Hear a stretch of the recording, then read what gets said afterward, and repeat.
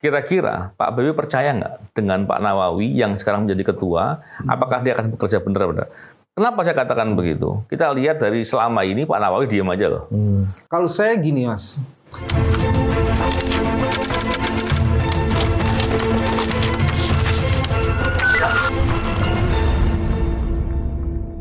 Bismillahirrahmanirrahim. Assalamualaikum warahmatullahi wabarakatuh. Salam integritas. Alhamdulillah kembali berbincang di podcast ini. Tentunya kali ini bersama dengan Pak BW. Gimana Pak BW? Sehat Pak BW ya? Sehat, Mas Novel. Dan beberapa berita hari ini Pak BW ini bicara soal Ketua KPK sementara, yaitu Pak Nawawi. Cuman ada beberapa yang mengatakan ini Pak BW, ini katanya penunjukannya cacat hukum. Nah, ini yang kalau nggak salah yang ngomong itu apakah Firly Bahuri atau pendukung Firly Bahuri, saya nggak ngerti antara dua-duanya kayaknya. Kalau Pak BW melihatnya seperti apa tuh Pak BW? Penunjukan Ketua KPK sementara. Mengingat mungkin ya ada yang berpandangan bahwa seharusnya mungkin Alex Marwata barangkali begitu kan. Ada juga yang berpandangan bahwa kenapa nggak ditunjuk orang yang nggak terpilih dari 10 orang yang di DPR gitu. Kalau Pak BW gimana pandangannya? Pertama gini, 32 ayat 2 Ya. Undang-Undang nomor 19 tahun 2019 kan pemberhentian sementara, Mas. Oke, Undang-Undang KPK nih Pak BW. Ya, Undang-Undang KPK itu kan pemberhentian sementara. Ya. Nah, artinya belum pemberhentian definitif. Betul. Kalau nanti ditunjuk pengganti yang definitif, Iya. sementara ini masih sementara, belum Iya, itu kan jadi apa nggak jadi masalah. Betul. Jadi nggak mungkin ditunjuk pengganti ya. Nah, makanya kemudian kalau kemudian dipakai undang-undang pasal 33 yang menjadi dasar itu, 33 ayat 1 nih supaya tidak salah, jika terjadi kekosongan pimpinan KPK, Presiden mengajukan calon pengganti kepada DPR. Itu kan untuk yang definitif gitu. Iya.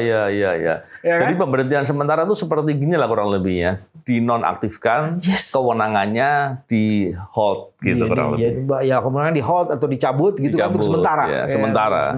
Iya. Nah, itu sebabnya kemudian jalan keluar yang diberikan oleh Presiden adalah yang ditunjuk adalah pimpinan sementara. Iya. Pimpinan yang ada di sana jadi ketua itu sementara. dari salah satu di antara itu. Iya. Nah, itu jalan keluarnya gitu. Sebelum itu definitif gitu.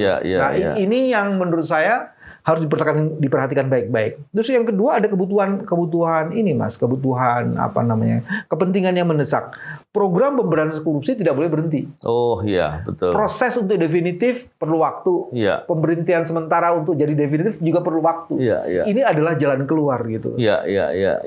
Maka kemudian kita tidak bisa pakai kacamata kuda. Oh ini harus pakai 33 ayat 1. Iya. Itu kebijakannya ya. Wisely-nya itu kurang dapat. Karena dalam situasi kayak gini tahun politik, proses harus terus berjalan sehingga kemudian menurut saya lebih bijak dengan yang disebut dengan pimpinan sementara ini juga. Iya. Karena tadi diberhentikan sementara. Yang mengganti bukan pimpinan yang definitif dong, pimpinan sementara juga gitu. Iya. Memang begini Pak BW, kalau bicara tadi diberhentikan sementara, memang diberhentikan tetapi saat kapan? Ketika kemudian dia sudah jadi terdakwa. Oh iya. Terdakwa itu artinya kalau sudah dilimpahkan ke pengadilan. Dilimpahkan ke pengadilan. Iya. Gitu kan yang ketentuan. Jadi dengan demikian ada waktu untuk mencari pimpinan tetapnya, pimpinan definitif. Itu pun dalam pengalaman proses pimpinan ketuanya itu kemudian dikocok ulang lagi Mas. Bukan yang ganti itu terus kemudian jadi ketua, enggak juga gitu. Dikocok ulang lagi. Jadi dari yang ada ini ditambah yang satu, kan yang satu ini diambil dari calon pimpinan KPK yang tidak terpilih di proses DPR. Tidak terpilih di proses DPR ya. Nah, itu diambil dari calon yang itu. Diambil dari calon yang itu, tapi kemudian untuk menjadi ketua mereka dipilih. Untuk menjadi ketua, maka kemudian harus di voting lagi. Di voting lagi. Yang melakukan siapa tuh Pak B? DPR yang voting DPR yang itu melakukan itu. Nah, itu pun asumsinya kalau masih ada, karena ada aturan yang Mas. Calon pimpinan KPK yang tidak terpilih itu yang kemudian dipilih yang masih memenuhi pasal 29. Pasal 29 itu adalah yang syarat-syarat menjadi pimpinan KPK. Salah satunya adalah tidak boleh melakukan perbuatan tercela. Iya. Jadi supaya jangan lagi nanti dipilih melakukan perbuatan tercela lagi gitu kan. Masalahnya kan mungkin begini Pak BW. Presiden mungkin mikir-mikir kan. Mau nunjuk ini ada informasi dari Polda Metro yang disampaikan ke publik bahwa ada 2 pimpinan KPK lainnya yang juga terlibat. Itu kan rumit kalau kemudian ditunjuk pimpinan sementara ternyata kena lagi. Itu kan tamparannya berkali-kali iya. Jadi ada case yang lain ya, ada sesuatu yang lain yang sehingga kemudian pimpinan ini harus sementara. Iya. Jangan-jangan yang mengembangkan dia teman ya. Orang yang diberhentikan sementara tuh, atau bagian dari jaringan yang 2 orang itu yang katanya itu. Iya. Makanya dia persoalkan Mbak Bewi ya. Iya. Nah sekarang gini Mbak Bewi, ini kan kita pengen biar publik paham ya Mbak Bewi ya. Setelah nanti Firly Bahuri diberhentikan definitif ketika menjadi terdakwa, tentunya proses tadi pasal 33 berlaku ya, di mana kemudian dipilih di antara yang tidak terpilih. Ada 5 kan, dikurangi 1, Jonas Tanak tinggal 4. Iya. Memilihnya 4 nih gimana caranya? Di voting Mas. Di voting. Jadi 4 orang itu di voting. Di voting lagi ya. Tapi yang saya tahu mestinya kan naik langsung tuh Mas, yang di bawahnya gitu. Yang kemarin tuh ada 2 yang tidak mau.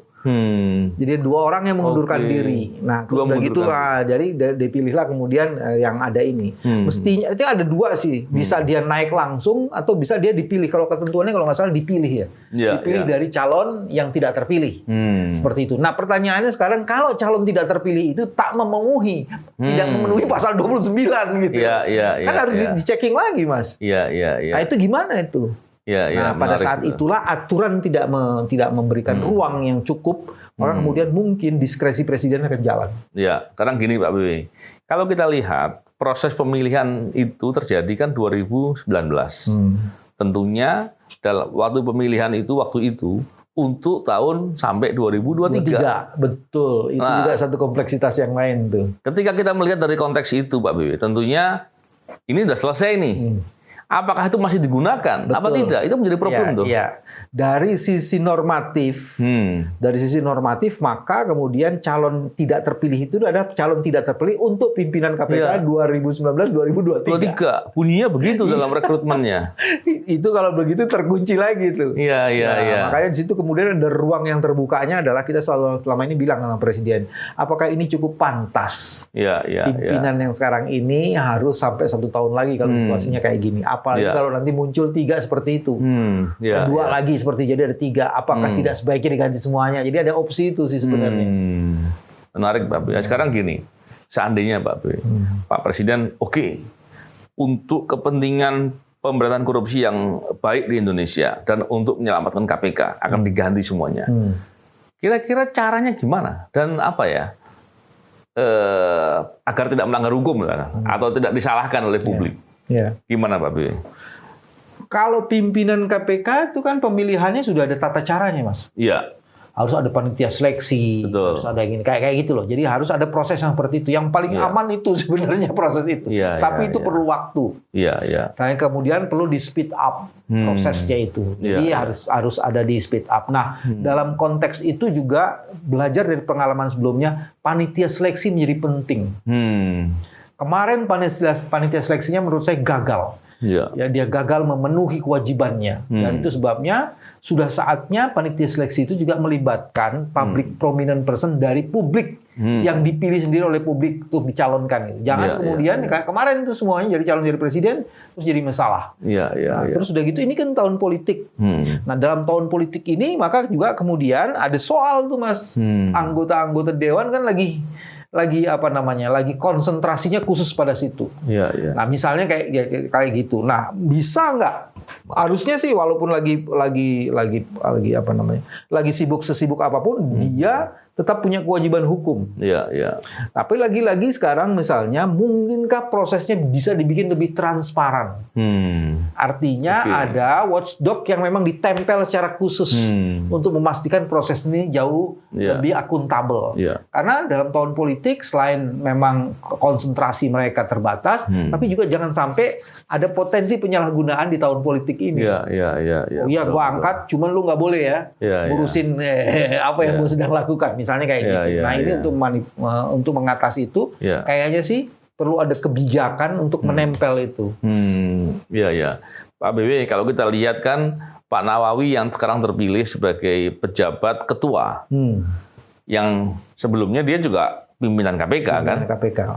Lalu pertanyaannya adalah, pimpinan KPK yang ketua dan tidak ketua bedanya apa sih sebenarnya? Nah, sebenarnya kan ketua itu keluar, terutama untuk menulis surat-surat resmi, macam-macam kayak gitu, dia bertindak dan untuk sama kepentingan lembaga dan sifat yang kolegial. Begitupun ketika menerbitkan surat-surat perintah yang penting, Mas.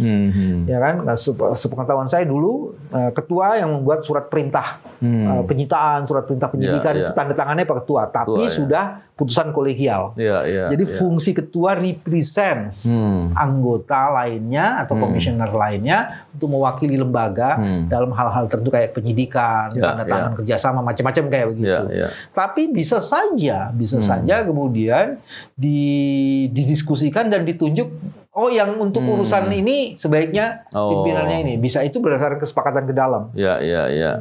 Menarik nih Pak B, karena kan orang juga bingung loh, kenapa kok Pak Nawawi yang memang sudah pimpinan jadi ketua yang bedanya sedikit lah. Kalau kewenangannya kan soal mengkoordinasikan saja kan. Kewenangannya sama, porsinya sama. Tapi sebenarnya ada isu lain, Mas. Isu lainnya soal leadership tuh. Karena tone from the top itu kan jadi penting dalam pemberantasan korupsi. Ya kan? Kalau kemudian orkestranya, konduktornya itu beda, mungkin leadershipnya berbeda, mungkin kemudian bisa mempengaruhi seluruh kinerja. Nah, yang diketahui kemarin Pak Firly itu diduga keras berdasarkan informasi dari publik dan juga informasi yang ada dari KPK. Dia menyatakan bahwa one man show. Itu Pak Nawawi yang bilang. Pak Nawawi yang bilang, itu yang disebut dengan yang dalam istilahnya Mas Novel itu dominan. One man show seperti itu. Padahal sistemnya kolegialitas. Itu sebabnya menarik mengungkap apa yang dikemukakan oleh Pak Nawawi di awal menjalankan tugasnya setelah dia dilantik. Saya akan berkoordinasi dulu. Itu sebenarnya satu sikap yang ingin mendengar kepada kolega-koleganya seperti itu. Bahkan sebenarnya dia harus mendengar tidak hanya dari koleganya. Dia harus mendengar insan KPK yang memang insan KPK yang bukan musafir, karena pimpinan KPK dia musafir. Dia harus dengar itu, di-capture lagi gitu. Selama ini kayak bagaimana. Supaya kemudian soliditas dari mereka bisa terhimpun kembali. Bahkan harusnya kalau menurut saya kepentingan KPK kan bekerja untuk kepentingan publik. Kenapa tidak ajak publik untuk kemudian memberi masukan? Menarik sekali itu Pak B. Dan hari ini kalau kita lihat dengan terpilihnya Pak Nawawi kan orang banyak yang kemudian berharap-harap semoga Pak Nawawi bisa melakukan perbaikan, bisa mendorong banyak hal yang dia. Lalu dengan beda yang fungsinya untuk ketua kan hanya mewakili, mengkoordinir. Kira-kira bisa nggak tuh Pak B? Ada pengaruhnya nggak dengan Pak Nawawi sebagai wakil dan sebagai ketua untuk bisa berbuat sesuatu? Ada yang menarik ini. Pak Nawawi itu kan juris ya Mas ya? Juris. Latar belakangnya itu sejak lulus dari, kalau nggak salah beliau lulusan Samratulangi. Udah lulus dari itu terus kemudian terus menjadi hakim. Nah sebagai juris sebenarnya dia konsentrasinya di handling cases gitu ya. Nah, teman kan dia pernah jadi ketua pengadilan. Betul. Jadi pengalamannya sebagai juris dan sebagai manajer mungkin itu bisa membantu dia. Tapi yang menarik sebenarnya yang dilihat dari Pak Nawawi itu begini. Dia pernah mengatakan bahwa dia nggak suka dengan cara-cara one man show. Artinya dia manajemen atau sistem leadership-nya adalah partisipatif. Dengan cara seperti itu maka tidak ada lagi one man show atau yang lebih dominan. Dengan begitu itu akan jauh lebih bagus. Walaupun sebenarnya kalau pimpinan KPK sekarang itu masih affiliated dengan kepentingan Pak Firly, maka akan rumit dia. Betul. Itu sebabnya informasi dari Mas Novel dan dari media yang mengatakan Polda mensinyalir masih ada 2 lagi pimpinan KPK yang terlibat, diduga terlibat, itu menjadi menarik. Artinya sudah ada satu pimpinan KPK yang mengatakan kami akan bekerja sama. Udah ada yang udah mengatakan ya memang pilihanmu tidak ada yang lain, harus bekerja sama. Gitu. Jadi itu sebabnya menurut saya sih nanti Pak Nawawi punya kemampuan untuk orang-orang yang ini apakah disuruh konsentrasi untuk nanganin kasus supaya dikurang-kurangi pekerjaannya kayak gitu. Nah, itu bisa bagi tugas itu bisa Pak bisa ya? Dong, ketua yang atur ya. Kan dalam periode itu pernah ada loh Mas.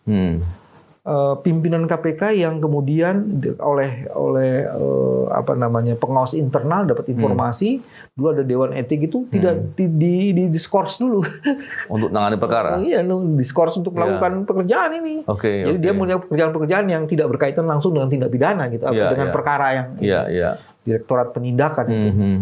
Menarik sih Pak. Kalau kita lihat track record selama ini Pak Nawawi berpengalaman menjadi ketua. Kalau Firly Bahuri nggak pernah jadi ketua, jadi kepala. Betul kan Pak? Iya. Ketua bukan kepala ya? Beda. Kalau kepala memerintah, barangkali kebiasaannya menjadi kepala itu, ketika menjadi ketua, dia anggap sebagai kepala KPK. Sehingga semuanya diperintah sama dia. Yang terjadi ada yang komentar, wah Menso, dominan lah itu. Gara-gara mungkin salahnya karena itu Pak. Tak paham jadi mana beda kepala dan mana ketua gitu loh Pak. Nah ngomong-ngomong Pak Bibi, biar sedikit orang memahami. Dalam perspektif hukum, perbedaannya kepala dan ketua itu seperti apa? Itu mestinya ada, cuman saya kurang begitu ini untuk urusan tata negara. Cuman dalam bayangan saya sebenarnya, dalam kapasitas sebagai ketua itu ada otoritas yang dia mempunyai kemampuan mengelola itu jauh lebih komprehensif Mas ya, dengan kewenangannya itu. Mestinya sih ada ininya, ada. Cuman saya mohon maaf tidak bisa menjelaskan itu dengan cukup baik. Tapi yang paling menarik sebenarnya adalah sebagai ketua Pak Nawawi itu kan sebenarnya mempunyai 3 fungsi utama Mas. Selain urusan di dalam, baik penindakan maupun pencegahan, terus kemudian bekerja sama dengan publik. Nah dia juga representasi kepentingan KPK untuk berkomunikasi dengan penegak hukum lainnya, dengan pejabat, dengan presiden dan macam-macam. Nah dulu dikesankan bahwa one man show ini bukan sekedar berkomunikasi. Ada juga diduga keras tuh mulai lo kalau nggak ikut. Nah kayak gitu Mas. Jadi apa ya istilahnya ya? Penggunaan saya mau bilang gini, dengan banner di mana-mana kayak politicking gitu loh Mas. Nah, mudah-mudahan di dalam Pak Nawawi libido penguasaan atau kekuasaannya itu bisa dikendalikan gitu. Itu yang juga jadi penting sebenarnya.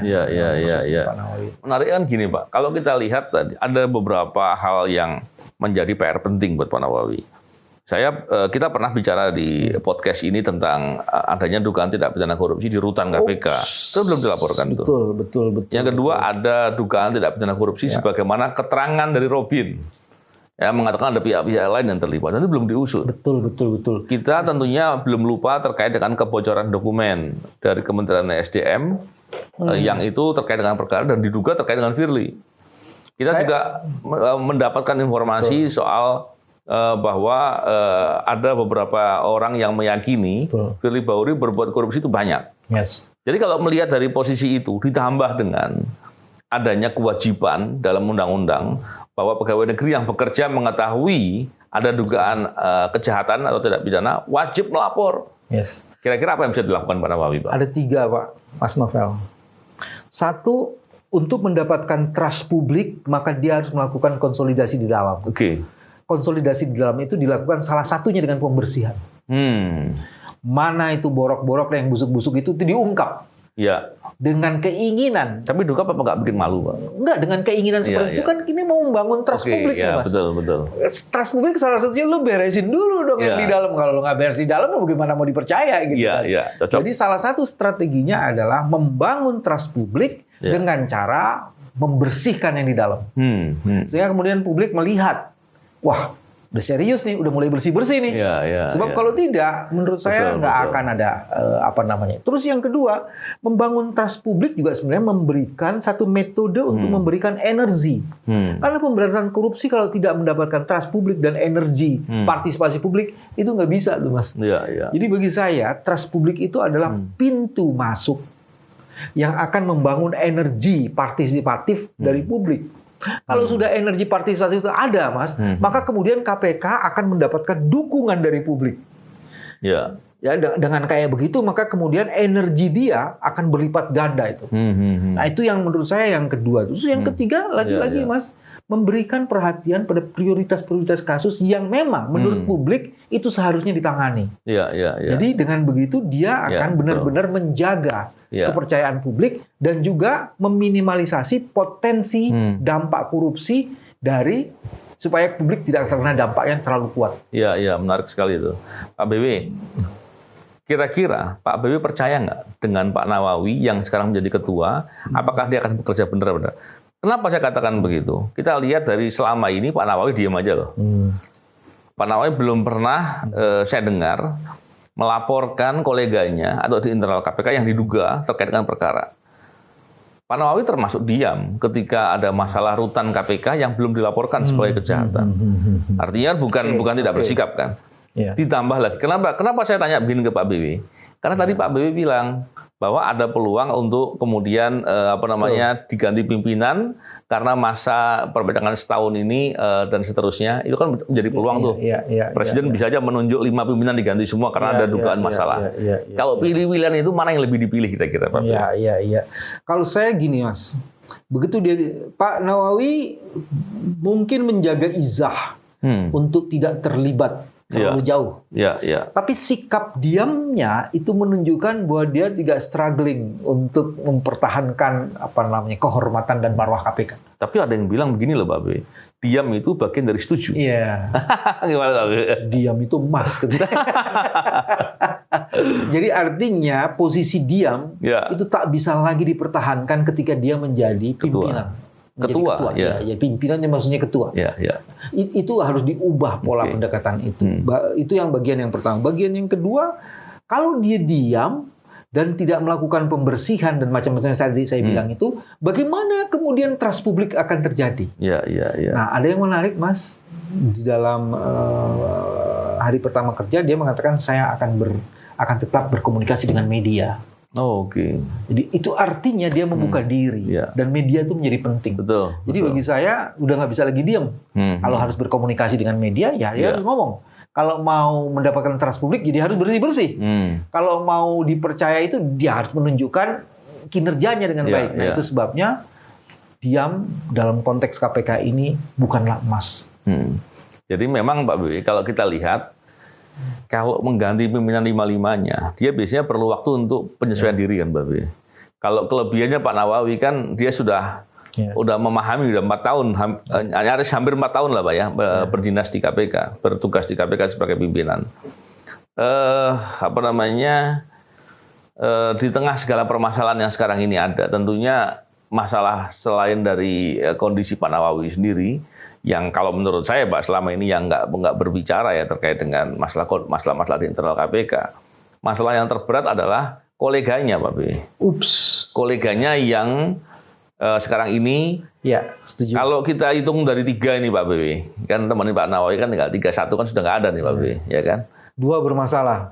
1 sedang diperiksa pelanggaran kode etik berat yang berkomunikasi dengan orang dari Kementerian SDM. Itu kan diperiksa sama Dewas.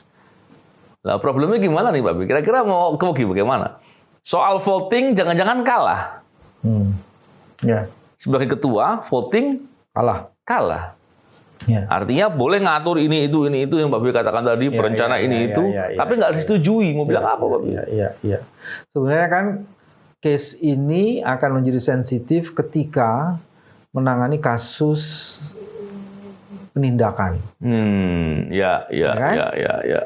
Nah, kalau Pak Nawawi bisa membangun kompromi orang-orang yang terlibat itu sebaiknya terlibat di pencegahan aja mungkin menjadi menarik tuh Mas. Jadi dia sudah tidak terlibat nih. Loh, kalau pencegahan 3 tinggal dia sendiri dong Pak. Ya artinya jauh lebih bagus Mas. Oh gitu.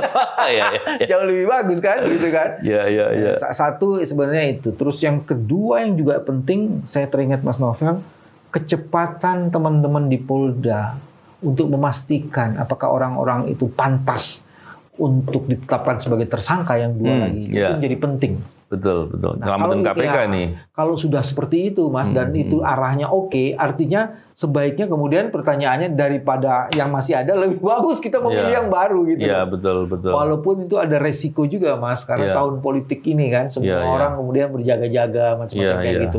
Awareness publik juga tidak fokus pada ini. Jadi ada isu-isu seperti itu juga. Iya. Wah, menarik sekali ini. Memang rumit lah Pak Bey ya. Memang KPK ini sekarang kondisinya seperti itu. Dan siapapun pimpinan KPK-nya, PR-nya banyak, Pak Bey. Dan kerumitan itu disebabkan oleh yang sekarang sudah ditetapkan oleh tersangka. Iya, tapi teman-temannya kan berkontribusi juga, Pak Bey. Dan mereka menjadi bagian dari kerumitan itu. Iya, terima kasih Pak Bey, ini diskusinya menarik sekali. Semoga pilihannya nanti bagus ya. Dan tentunya kalau Pak Bey ini terakhir nih, Pak Bey pertanyaan terakhir. Kalau Pak Bey seandainya ditanya nih oleh Pak Presiden, kira-kira sebaiknya Mas Novel aja deh. Saya sudah tebak karpet. Bukan itu Pak Bey. Bukan itu. Maksud saya saat dia ditanya, sebaiknya gimana nih mempertahankan kondisi yang sekarang yang ada atau diganti semuanya 5-5? Pak Bey pilih yang mana? Saya sih punya cenderungan pilih yang dipilih pengganti yang baru semua, Mas. Semuanya ya. Saya sepakat tuh Pak Bey. Cuman ini dalam situasi yang sangat kritikal ini kan kita harus mulai memikirkan jeda yang betul. Menarik Pak Bey, terima kasih diskusinya. Semoga apapun nanti langkahnya yang terjadi betul-betul untuk menyelamatkan KPK dan membuat KPK lebih bagus lagi gitu Pak Bey ya. Terima kasih. Salam integritas. Assalamualaikum warahmatullahi wabarakatuh.